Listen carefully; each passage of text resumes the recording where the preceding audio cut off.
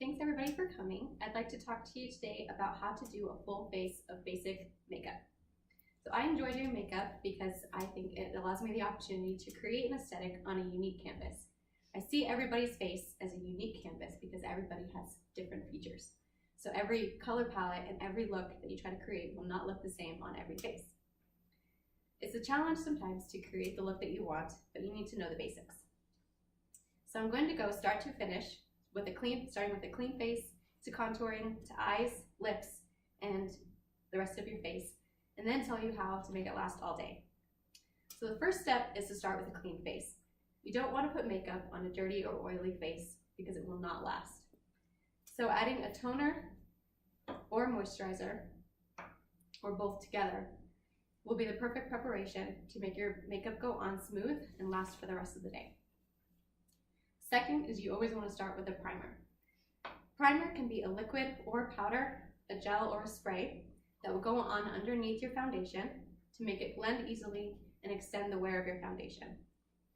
Next is you want to put on your foundation. Foundation is a liquid or a powder that improves the evenness of your skin tone and covers your blemishes. You can use something like a beauty blender or an appropriate brush, depending on if you're using a powder or a liquid. And you want to make sure that you go as light as possible around your T-zone. Your T-zone is the space above your forehead, your nose, your tops of your cheeks, and your chin. These are the parts of your face that are the most oily and typically where your pores are most visible. Too much foundation in these areas will clog your pores and actually draw more attention to your oiliness. Next, I move to my eyebrows, and I use an eyebrow pencil such as this. The reason I move to my eyebrows next is to let my foundation sit so it has a chance to dry. Okay, I begin with using one side of my eyebrow brush to smooth the hairs down, and then I follow the natural shape of my brows. And then once I'm finished filling in my eyebrows, I pluck whatever stray hairs are around. You want to make sure not to pluck too much because too much plucking will actually close up your hair follicles. Next, I move to my eyeshadow. So for eyeshadow, you want to start with a primer, such as the one that you put on the rest of your face, and a base coat. Your base coat will be the lightest color that you'll use to cover your whole eyelid. Then you'll want to move your darkest color out to your eyelids or your eye creases. This will make your eyes look bigger and brighter. Next, you can go ahead and use an eyeliner, a liquid, or a pencil to line your eyes. There's a lot that you can do with eyeliner as it comes in different formulas. You can use it to make different shapes and different curves. Next, I move on to my mascara. Mascara is fairly simple because all you do is use a tiny little brush to comb your eyelashes, separate them, and make them thicker. Mascara is good for lengthening, shaping, and thickening your eyelashes. Next, I move on to the rest of my face. I use a highlighter, which is typically a lightly colored powder, such as this, on the tops of my cheeks and spread along my cheekbones. Next, I use a bronzer, which for me is in the same palette as my highlighter.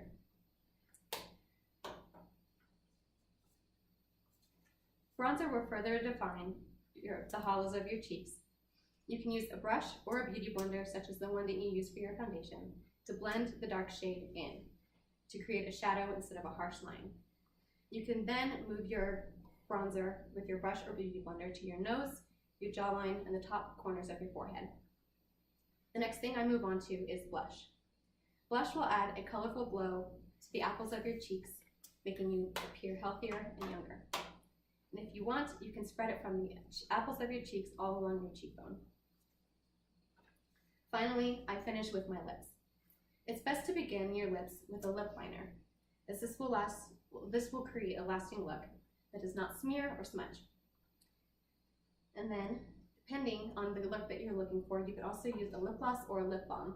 If you don't have a lip liner, you can always use a lip brush to rub against the lipstick itself and spread to outline your lips. Now I'd like to open up the floor for any questions that anybody may have. Yes, Hannah. Do you have like a favorite brand that you use? I exclusively use Artistry.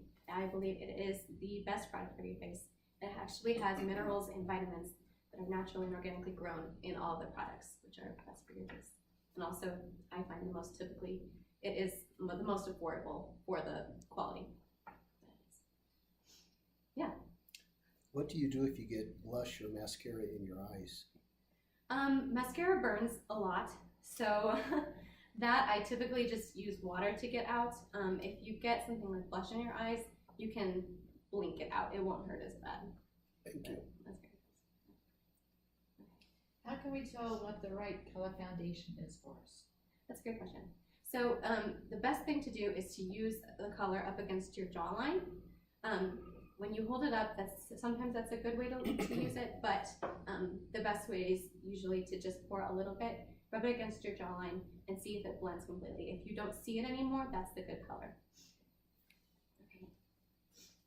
All right, I hope everyone here feels a little more comfortable with how to create a basic makeup look. And whenever you put on your makeup, always be creative and don't be afraid to try new things. Thank you all for listening. Very good.